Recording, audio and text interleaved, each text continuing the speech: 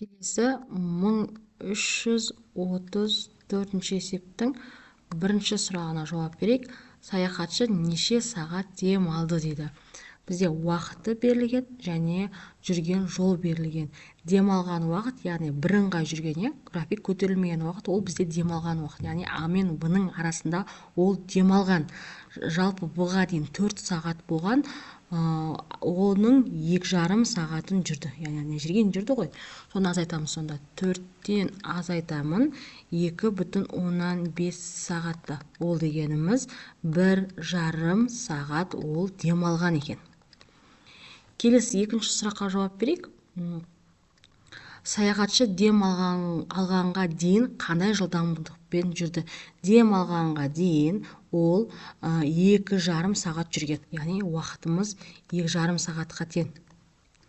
Ал жүрген жолымыз, яғни S-іміз, ол тең, яғни 2,5 сағат жүріп, қанша километрге барды? Яғни мына екеуінің ортасы ол 12,5-ке тең. S дегеніміз 12,5-ке тең. Енді осы жерде жылдамдығын табайық. Жылдамдық дегеніміз 12,5-ті бөлеміз 2,5 сағатқа. Бұның нәтижесі 5 км сағат жылдамдықпен жүрген екен. Дем алғанға дейін. Келесі үшінші сұраққа жауап берейік. Саяхатшы дем алғаннан кейін қандай жылдамдықпен жүрді? Дем алғаннан кейін, яғни бір аралық қойылым. Осы аралықтың жылдамдығын тауып көріппіз. Ол кезде ол 1, 2, 3 сағат жүрген.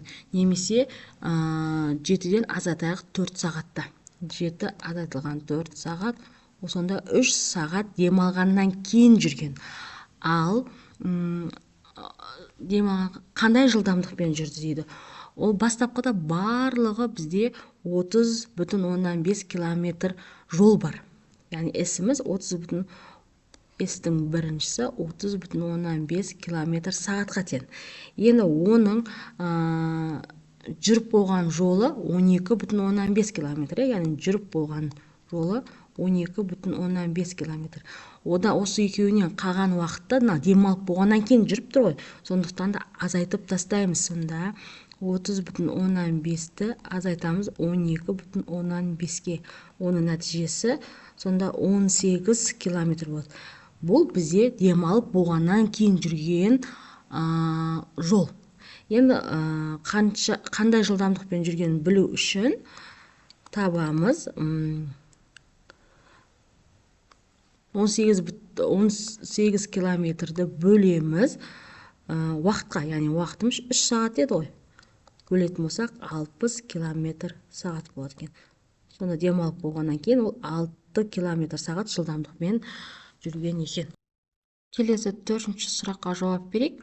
Жолдың әрбір бөлігі үшін жеке саяхаттың жүрген жолының уақытқа тәуелдігін көрсететін формуланы жазыңыздар дейді. Яғни S дегеніміз бастапқыда 5-ті көбейтеміз т-ға, ал S дегеніміз кейінгісі 6 көбейтілген т-ға тең болады екен. Келесі 1335 есебіміз. Суды қызғанда қызудың уақытының өзгеруіне сәйкес судың температурасының өзгеру графигі берілген. График бойынша сұрақтарға жауап беріңдер дейді. Ыдыстағы судың алғашқы температурасы неше градус болды дейді.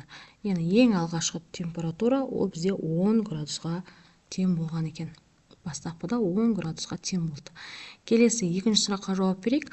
Ыдыстағы су неше минут қызғаннан соң қайнаған? Яғни 100 градус болған кезде ол қайнайды. Сонда ол 8 минутта. Сонда 8 минутта 100 градус болды.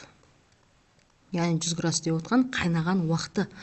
Келесі үшінші сұраққа жауап берейік. Ыдыстағы суды 3 минут қызғанда оның температурасы алғашқы температурасына қарағанда неше градусқа өзгерді дейді. 3 деп отқанымыз ол бізде мына жерге келеді де 65-ке кеп тіреледі. Мынау ғой бұны. Жоқ, 3 міне, мынау. 3 пен 65 болып тұр ғой. Енді бастапқыда 3 минутта ол 65 градус болып тұр.